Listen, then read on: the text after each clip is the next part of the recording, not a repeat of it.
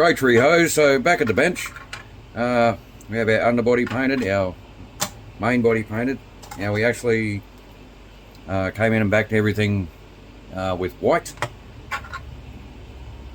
as well as the under tray.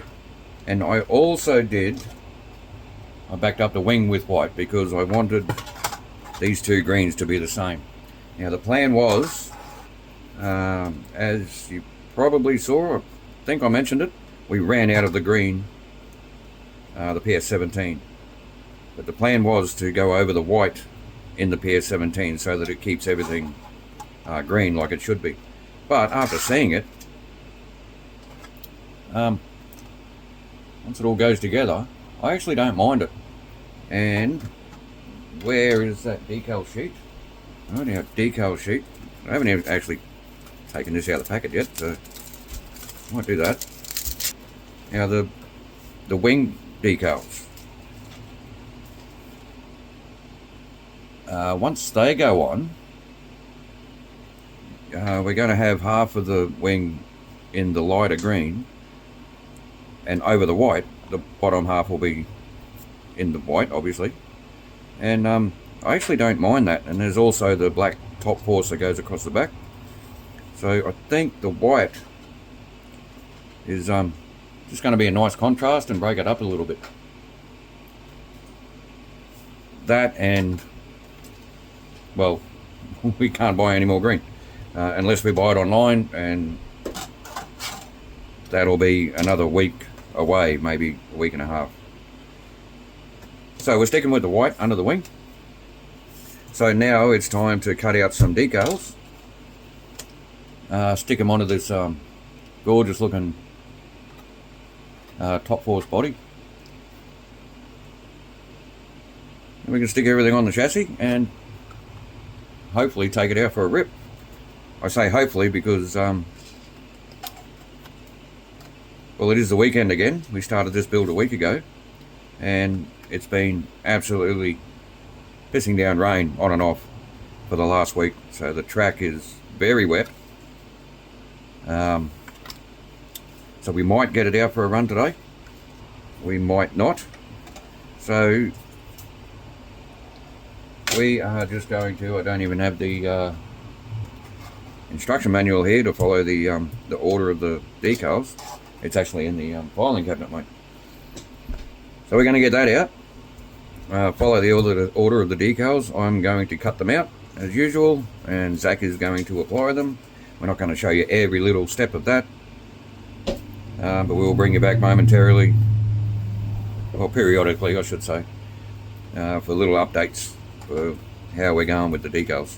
No decals on the skid plate, unless we find some extras and we want to stick them on. It's really pointless because they're going to get scratched off anyway.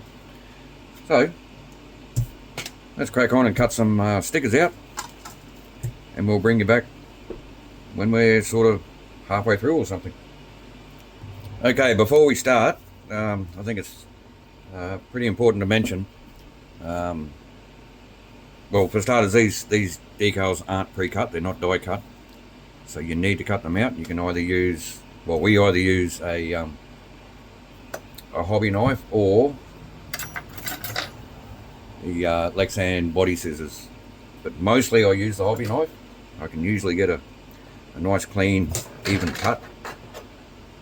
Careful you don't throw your knife around because they are sharp. But the most important thing with using your hobby knife is using a fresh blade, a brand new blade. It's just not worth,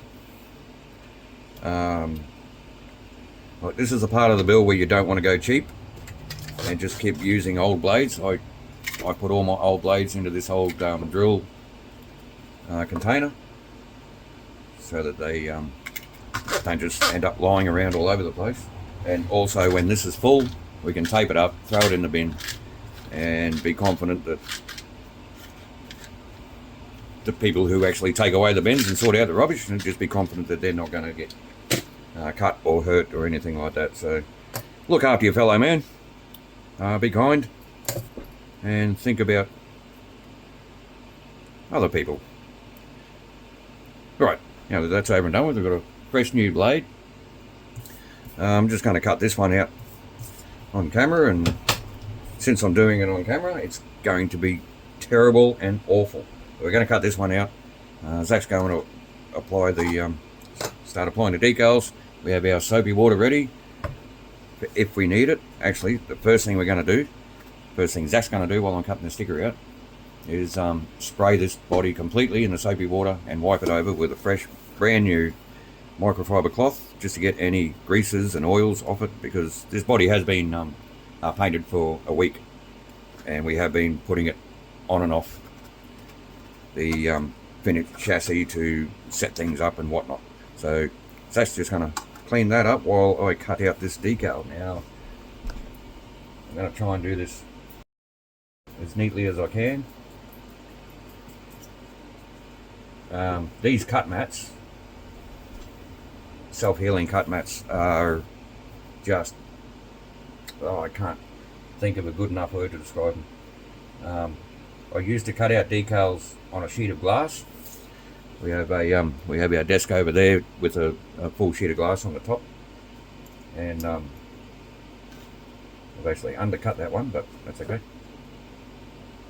And that used to work out really, really good, because I could pretty much hold the knife in one spot, and as you was seeing what I was doing there, just move the decal sheet around the cut line,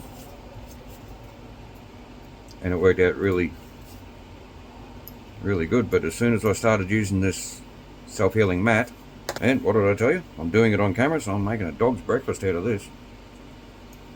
With this self-healing mat, just made things so much easier. Well, it usually does. I'm making it look really hard here, of course, because it's on camera.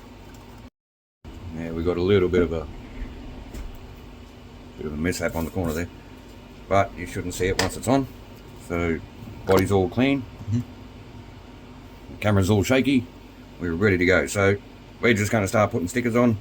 I just wanted to show how I actually cut the decals out, which is nothing new, nothing revolutionary. 1,000 people do the same thing. So there you go, mate. Thank you. Merry birthday. We'll bring you back with a few stickers on the car.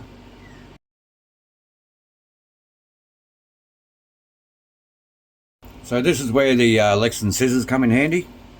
I've cut out this main side decal, and I've just gone off the green just a little bit. Now it really won't matter, because that'll be clear film, but the scissors are handy just to trim up any little bits that you might have kind of just missed with the scalpel, with the blade. Not too worried about that edge, but those two edges there, I just wanted to clean up a little bit. So like I said, I mainly use the scalpel to cut out around the sticker. Obviously I didn't go around each letter. You can, they do look better when you do that. But like I said, this is going to be a runner. It's going to get dirty. It's going to get banged up a little bit. Hopefully not too much. So yeah, the scissors are just really handy for touching up any little bits you might have missed. So there's all the decals on the wing. I really could have done a better job cutting the wing out, but that looks pretty good. Now the white on the sides, I don't mind that. It kind of gives off a bit of a grasshopper vibe, the green and the white. You just have that body for 2 secs. Don't want to touch it too much. Zach's just cleaned it, ready for the side decals, but I don't know, I think that's going to look alright. So yeah, let's get on with the body. Okay, so we're halfway through, actually pretty well, 14/15 the way through. I don't know what that means. So these side decals here, this one here, if you have a look, Once you line up,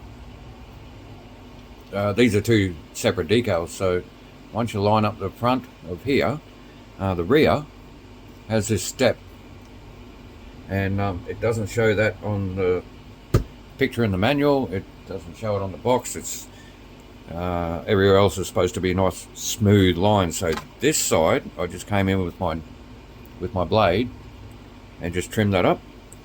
So I'm just going to do that on this side, and I just mentioned to Zach, this one turned out really nice and neat, and now that I'm doing it on camera, you watch me make a mess of it. So I'm just going to try and start from this corner and end up pretty much at the edge of this yellow graphic here, and try and follow that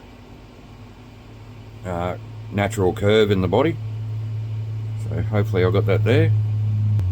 Just pick up the edge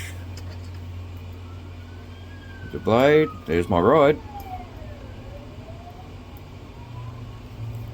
Trying to pick up the edge with the blade. Stop moving. Thank you.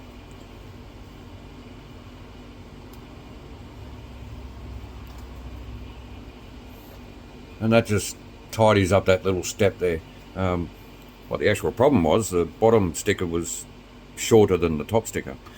So, quick little tip for you, if you're a bit OCD like we are, it's not exactly the same both sides, but hey, you can't see both sides at the same time. So, on with the rest of it. There's really not much to go. This is it. This is all we got left to go. All the hard ones are done. We've got the windows, a couple of sponsor decals, and the Tamiya on the front, and we can see the car finished. Alright, on with it.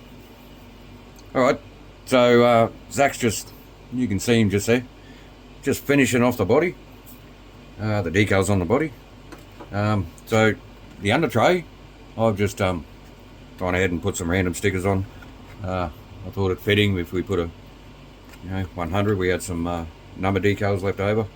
Would have been nice to get it scented, but hey, this is why Zach does the decals. So while Zach's finishing off the body, I thought I'd mount this under tray to the chassis. Now the instructions do tell you which screws to take out of the chassis to fit this, but if you just line up the under tray, you can see exactly what screws you need to take out. So I'm going to do that. Now obviously I don't know if these screws were, yes they were. Okay, so these screws were thread locked and they've been in there for about a week, so I might have to reapply that thread lock when I put the screws back in. So I will do that. Now our front screws, those two there, they didn't seem as tight, but there's still, you can see evidence of thread lock on the end of the screws there. So I will reapply the thread lock. So we just simply set that body over there. Now I still have my thread lock up here and my toothpick. So just I can actually probably just use the thread lock that was still on there and just move it around a bit. So this could get a little messy, but it should be fine. So then you just need to line up the hole again. Again, I'm not doing anything up tight just yet. I'll get all the screws in first. This body is turning out really nice. I did make a rookie error, bit of a mistake. Not 100% my fault, I just didn't know. So the window stickers for the body, I thought they were a solid grey. So I didn't think we needed to mask off the windows in the body for when we paint it. So we just, as you saw, we just painted the whole inside of the body green, thinking that the window stickers would cover up the green paint. Well, turns out they're opaque.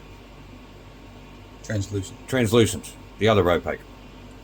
You can see through them. They are grey, but it's more like when you paint your windows with the smoke spray. It's just like a light tint. So now the windows look kind of a grey-green, which, you know, it isn't a bad look, but I would have preferred it to be just grey. So that's something to watch out for if you're looking at building this kit. So that is our underbody protection panel thing fitted. I've also gone ahead and fitted the wing. It looks just fine. Now, again, while Zach's mucking around there, might as well show you. Obviously, I've fitted all the electronics. We're running the XT60 connectors for the battery cables, and I mounted a Dean's connector for the motor. Because all of the leads were just way too long for this car, so I had to shorten them up, otherwise there would have been leads getting tied up everywhere. And you really don't have a lot of space in here once the body goes on.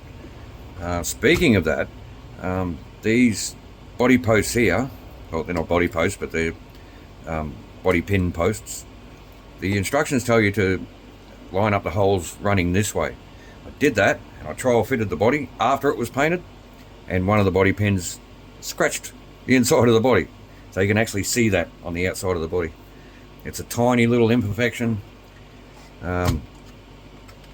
Bit of a disappointment, but what I ended up doing was just turning them 90 degrees so that they both run this way now, or all four of them, and used all small body clips. So none of them should come in contact with the body once it goes on. So next up,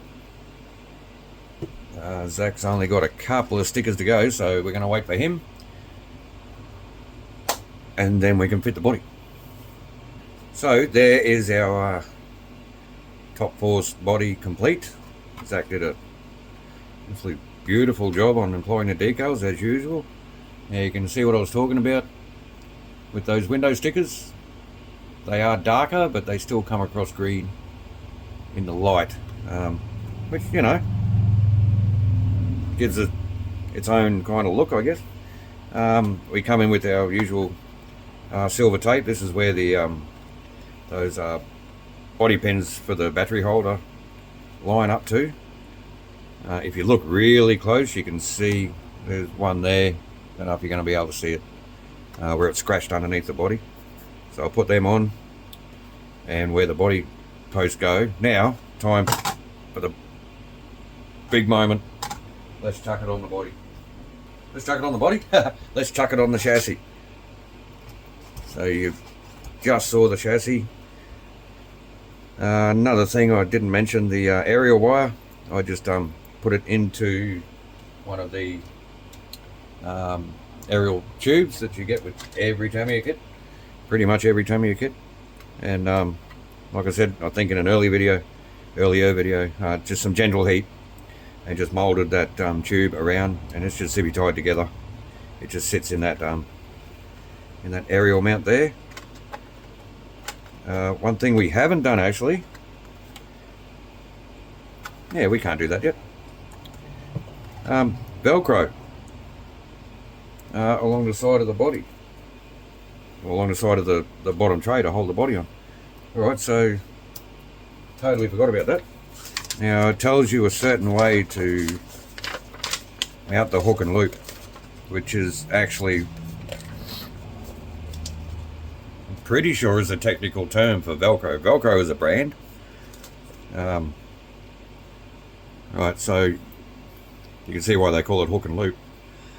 So the loop goes on the body side, and the hook goes on the undercowl side. So if we just pull this apart for a second,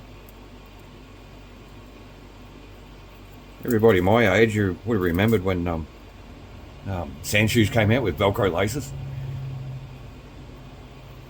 That was pretty much all you ever heard. All around the schoolyard was wait, everybody trying to rip their bloody Velcro laces off. It was annoying as buggery. So the loop the loop is the soft side, the hook is the hard plastic side. The hook goes on the underbody. Now let's just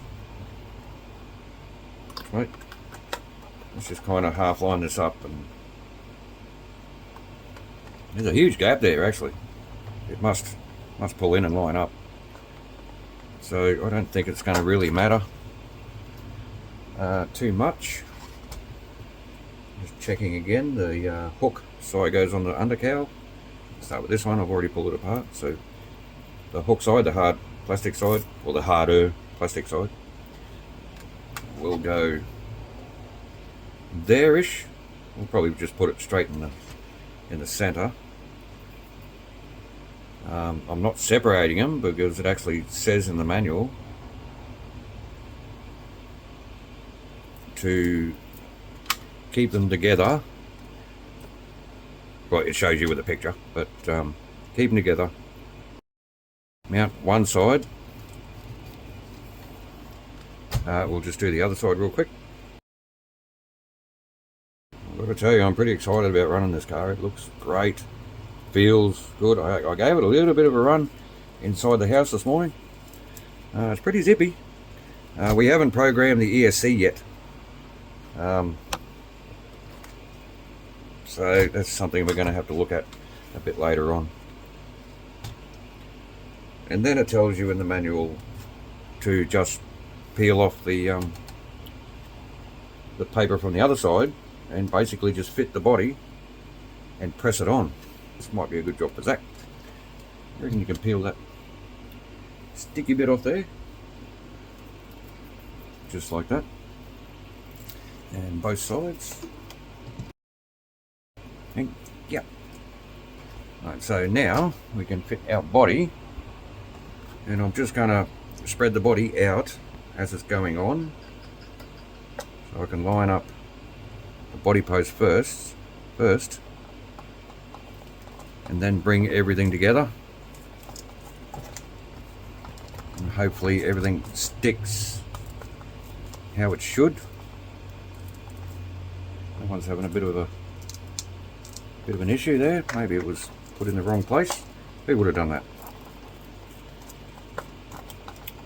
But anyway, there you have it. There is our finished top force. Stick around, we're going to give you some glamour shots outside, and maybe even a little quick bit of a run. The track is still wet as a shag. We've had a bit of sunshine today. It might have dried out a bit. I'm going to give those bits of Velcro a bit of time to hopefully stick how they should. This is what I love about this car. Oh, body pins. I don't know if there's much point if you got that Velcro holding them all. Just chuck them in. Oh, and okay, well, I'll take these back out. While we're on the bench, oh, I do like that. That's very nice. While we're on the bench, just show you that it is all actually working, and why we have to program this ESC. Because it has no neutral, it has no brake. Or it kind of does have a brake. I've never used this ESC before. If we chuck this on, let me get the box. Where's the box? Chuck this up here. Push button for on, beep beep. You can see we have our steering. We have our throttle.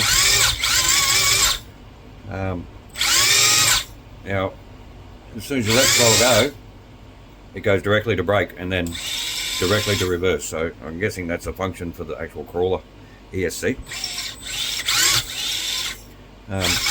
We're going to give it a run the way it is, see how it goes. But we'll hook up the program card later on, have a play with it. Zach will have a play with it. He's the computer guy. But yeah, everything's working. Nice and smooth. Don't know how it sounds on the camera, but here it's actually pretty quiet. So we're just gonna unplug this and turn everything off. But we're gonna take it outside and probably get some glamour shots if it's not raining, and maybe get a bit of a run around the track. What do you think?